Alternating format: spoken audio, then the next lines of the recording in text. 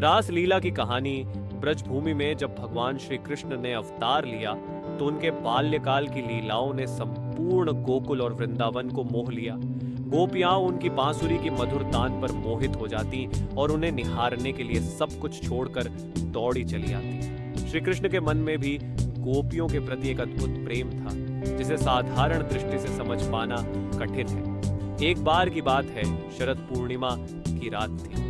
चंद्रमा अपने पूर्ण सौंदर्य में चमक रहा था और उसकी शीतल चांदनी ब्रजभूमि पर फैल रही थी। इस रात में भगवान श्री कृष्ण ने अपनी बांसुरी बजाना शुरू किया। बांसुरी की वह तान इतनी मधुर थी कि गोपियां चाहे जिस भी काम में लगी थी सब छोड़ छाड़कर श्री कृष्ण की ओर खींची चली गई। गोपियों का प्रेम अपने आराध्य के प्रति ऐसा था कि उनके मन में कोई अन्य विचार ही नहीं था।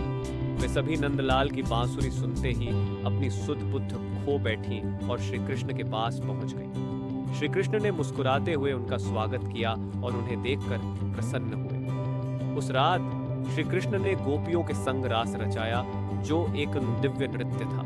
भगवान श्री कृष्ण ने अपनी महिमा से हर गोपी के साथ अलग अलग रूप में नृत्य किया। ऐसा प्रतीत होता था कि प्रत्येक गोपी के साथ कृष्ण अकेले ही नृत्य कर रहे हैं। गोपियां इस अद्भुत लीला में कृष्ण के दिव्य प्रेम का अनुभव कर रही थी।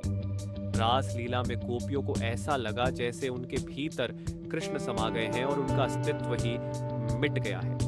रास लीला में गोपियों का आत्मसमर्पण और श्री कृष्ण का दिव्य प्रेम एक अनोखी आध्यात्मिक अनुभूति थी। श्री कृष्ण का यह संदेश था कि सच्चे प्रेम में कोई द्वैत नहीं रहता।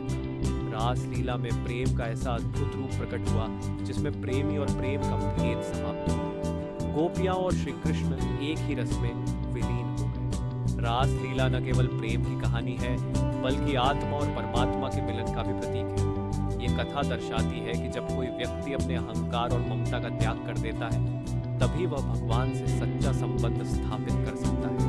अगर मेरे चैनल पे नए ही तो सब्सक्राइब करें। मैं पुराने